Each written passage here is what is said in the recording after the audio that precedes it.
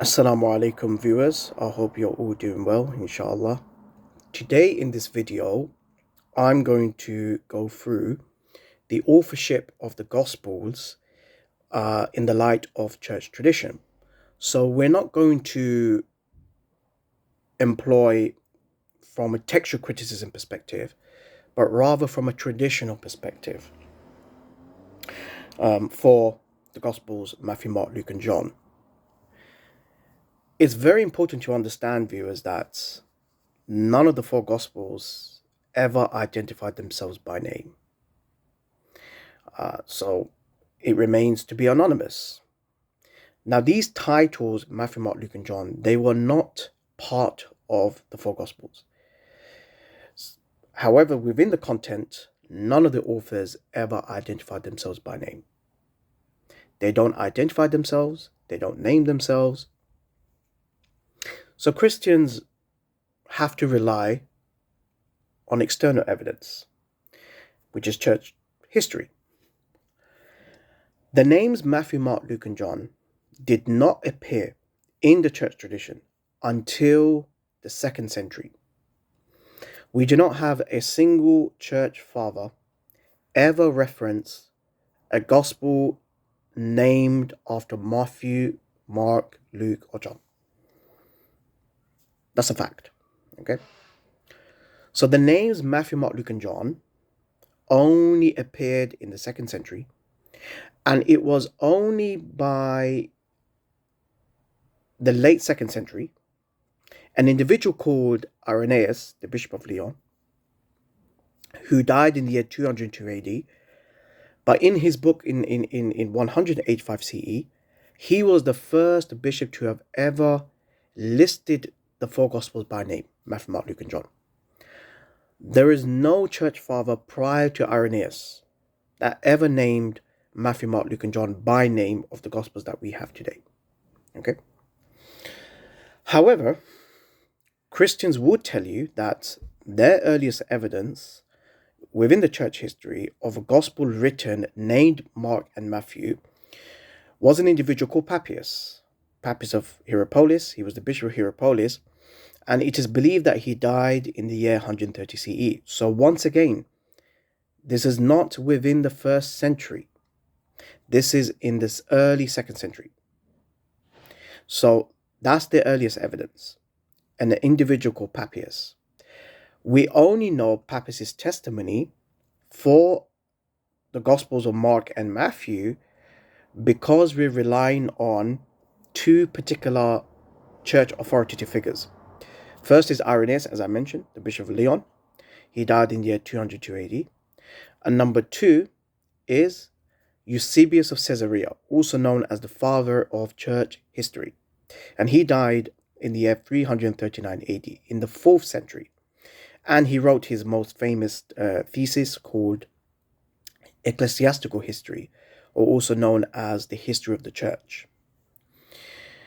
So we only know Papias testifying that there was a gospel named Mark and Matthew because we're relying on Irenaeus and Eusebius.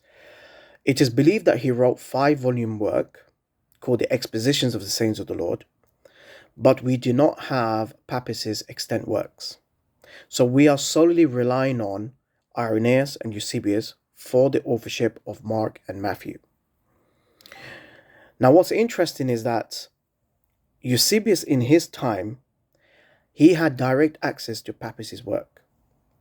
And in his book, The Ecclesiastical History, also known as the History of the Church, he quotes directly from Papias. And Eusebius quotes from Papias directly as to what Papias has to say about the Gospels, Mark and Matthew. And he describes the composition of Mark and Matthew. So Eusebius quotes from Papias, and Papias says the following, that Mark wrote a gospel, and he was not an eyewitness, meaning he was not a disciple of Jesus, but he was a disciple of Peter. And Mark wrote everything down what Peter remembers of the sayings or actions of Jesus. So Mark is not an apostle of Jesus, but he was Peter's scribe. And Christians would tell you that the Gospel of Mark is traditionally believed to have been a reflection of Peter's memoirs of the life of Jesus. But when we really go into the subtle details, we would really see that there's a lot of discrepancy as to what Papias described in the Gospel of Mark and the Gospel of Mark that we have today. Now notice that Papias is saying that Mark wrote everything down what Peter remembers of the sayings or actions of Jesus. He did not say that Peter's memoirs is based upon what he heard about Jesus, meaning relying on second-hand accounts or third-hand accounts. Why would Peter do that? Peter was one of the 12 disciples of Jesus. So he would have provided his own first-hand eyewitness account. Why would he rely on what he heard from others? So that's the key point, because I'm going to substantiate that the Gospel of Mark that we have today cannot be a representation of Peter's memoirs. So let's go into that now. If you open the Gospel of Mark chapter 1, which is the baptism of Jesus, it starts off with the baptism of Jesus, that Jesus was baptized by John the Baptist. If you read 20 verses onwards, this is the first interaction between Jesus and Peter and his brother Andrew. And Jesus saw Peter and his brother Andrew fishing. So they were fishermen at that time. Yeah, they were unnetted, they were poor. So their livelihood is fishing. Now this indicates that Peter and his brother Andrew had no clue about Jesus' activity in Palestine before Jesus met both Peter and his brother Andrew. And this is when Jesus appointed Peter and his brother Andrew to be his first disciples. Now, if Papias is saying that Mark wrote everything down what Peter remembers of the sayings or actions of Jesus, if the Gospel of Mark is a representation of Peter's memoirs, how could that be the case when it mentions about the baptism of Jesus? This is not based upon, Peter could not have remembered from his first-hand account of the sayings or actions of Jesus regarding the baptism of Jesus. None of the disciples of Jesus, let alone Peter, was at the baptism of Jesus. So how could that be a representation of Peter's memoirs?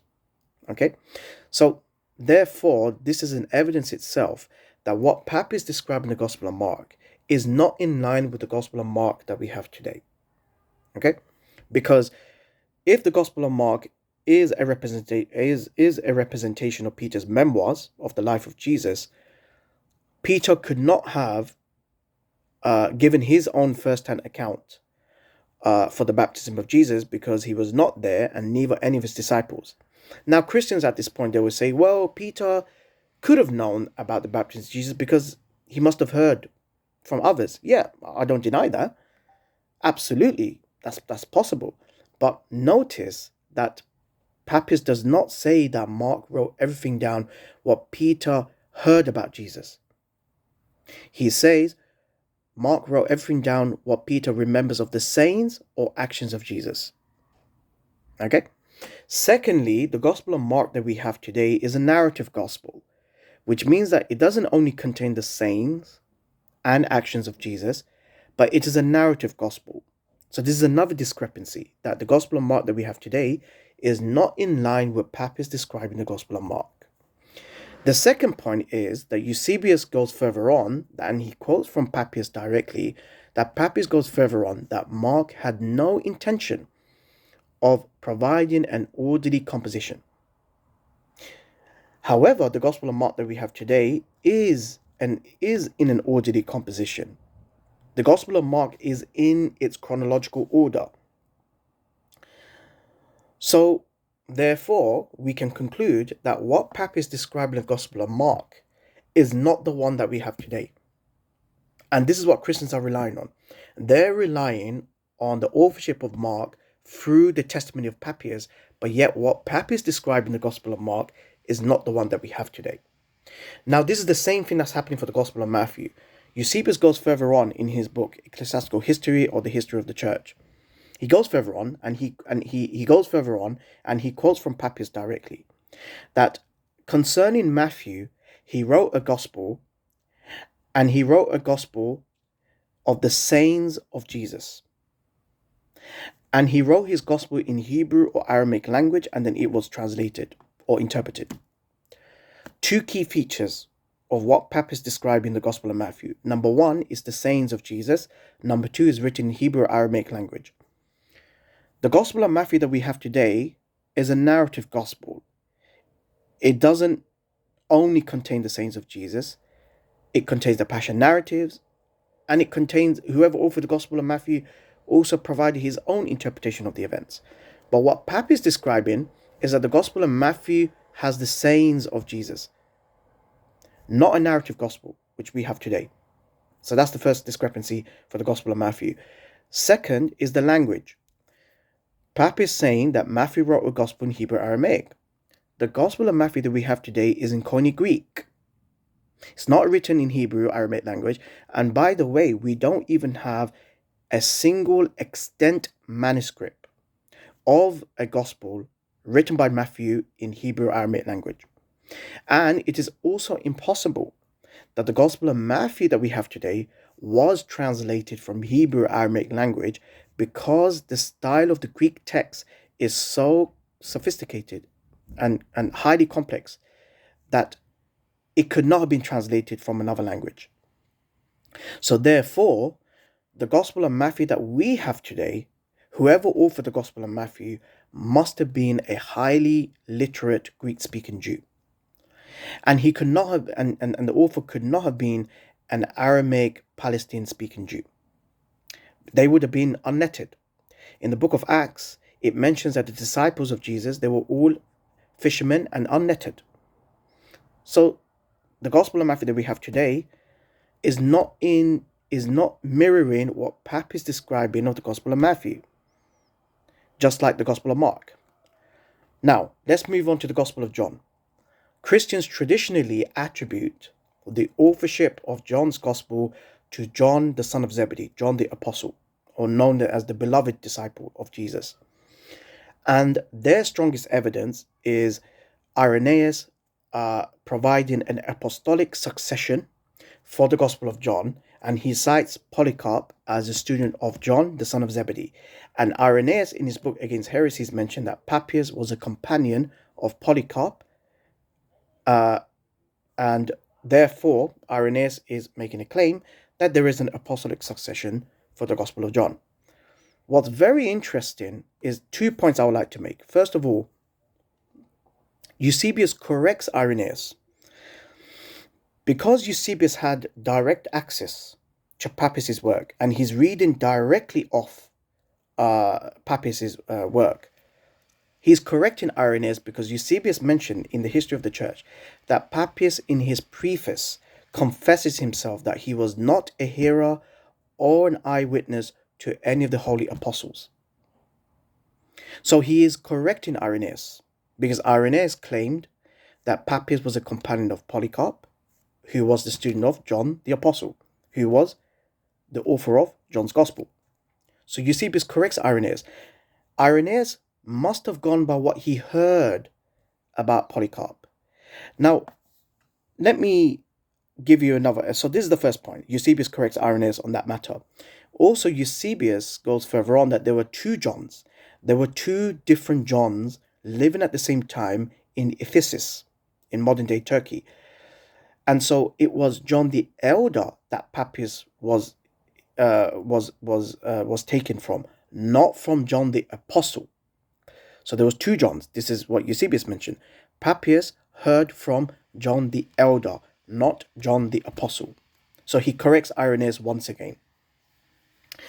So this is Eusebius. He corrects Irenaeus on that matter regarding making a claim that Papias was a companion of Polycarp, and Polycarp to be John the Apostle's student. Secondly, even Irenaeus himself, when he mentions about Polycarp, he doesn't say, notice that Irenaeus says that Polycarp was a student of John because of what the Asiatic churches said. I repeat, this is what Irenaeus mentioned. Irenaeus heard from the Asiatic churches that Polycarp was a student of John. So what Irenaeus is providing is not a primary evidence. He is going by what he heard from the Asiatic churches, which is from a second-hand account. The question is that if Irenaeus truly met Polycarp, why doesn't he quote from Polycarp directly? Why does he need to? Why does he need to say that only because the Asiatic churches said so, Polycarp was a student of John the Apostle? Why doesn't Irenaeus quote directly from Polycarp? Isn't that strange?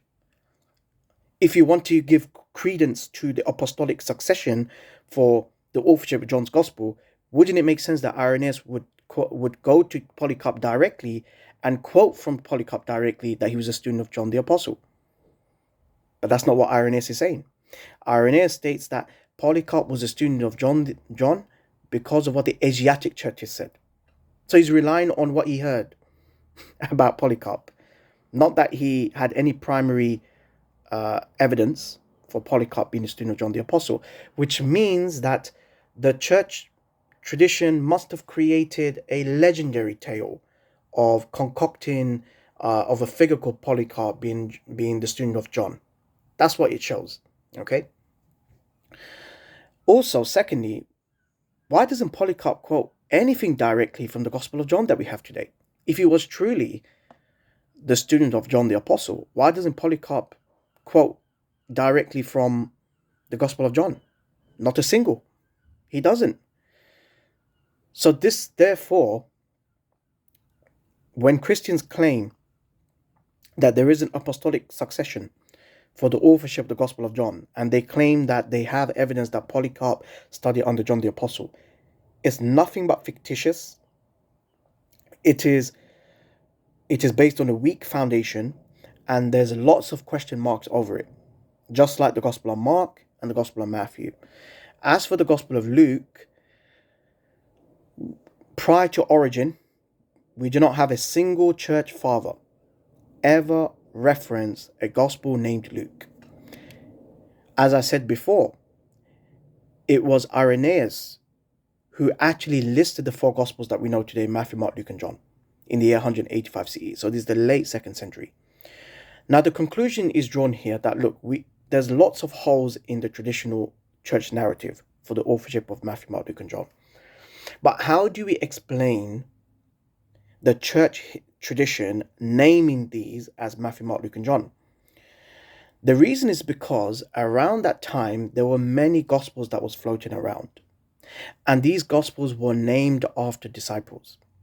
For example, at that time, there were lots of apocryphal gospels. Now, it wasn't considered apocryphal because it wasn't canonized. It wasn't officially called apocryphal, but there were many gospels that were floating around at that time. It wasn't just Matthew, Mark, Luke, and John that we know today. Bear in mind that the titles Matthew, Mark, Luke, and John did not contain at this point. It was Irenaeus who named these gospels Matthew, Mark, Luke, and John. So they will remain to be anonymous. But what I'm saying that around the same time, there were many other gospels being written, and it was named after disciples. For example, there was a gospel known as the Gospel of Peter. The Gospel of Peter contains that Jesus did not suffer when he was on the cross. Now, this diametrically opposes the Orthodox belief, because Jesus must suffer to die for our sins. But in the Gospel of Peter, it says that Jesus did not suffer when he died. So it was sort of it had some of influence of Docetism. Docetism meaning that, Jesus did not have a physical body, so therefore he did not experience any suffering. But that goes against the Orthodox belief. Now, it wouldn't make sense that Irenaeus would name the Gospel of Peter, because there would be confusion. There would be two different composition. Which Gospel of Peter? So there'll be lots of confusion. So what he does, it makes sense as to why Irenaeus names Matthew and Mark, because he must have heard about Papias talking about Gospels named Mark and Matthew. So he named these two Gospels as Mark and Matthew. It makes sense that Irenaeus named John because he made a claim that there's apostolic succession to John the Apostle. So he named that gospel the Gospel of John. The Gospel of Luke, he must have named the Gospel of Luke because he must have made an inference from the book of Acts that there was a companion called Luke, that there was a companion of Paul called Luke, and then he named these. So what I'm trying to say is that all of these four Gospels, they were later insertions. The names were later inserted, but they will remain to be anonymous. But because Irenaeus wanted to give them apostolic credibility, that's why he had to name these Gospels Matthew, Mark, Luke, and John. It's not because there is any reliable evidence that these were authored by Matthew, Mark, Luke, and John. Is to name these Gospels so that it gives apostolic credibility. So, therefore, the conclusion is that the traditional ascriptions to the Gospels named Mark, Matthew, Luke, and John are nothing but baseless, and it is to be discredited, and it cannot be relied upon because there's lots of holes in the church narrative. Now, I will put details below in the description box below. I'll give you all the relevant information and do your own investigation. So I think this is very important that we should acquire knowledge in this field as to how how the Gospels, Matthew, Mark, Luke, and John, the names themselves, how it was brought into existence. I think that's very important. But we all know as a fact that we don't know who wrote Matthew, Mark, Luke, and John. It remains to be anonymous. But I wanted to make a video to explain how they got the names Matthew, Mark, Luke, and John. And even then, in the church tradition, there's lots of holes, and therefore we cannot rely anything upon the authorship of the Gospels. Jazakallah for listening. Assalamu alaikum wa rahmatullahi wa barakatuh.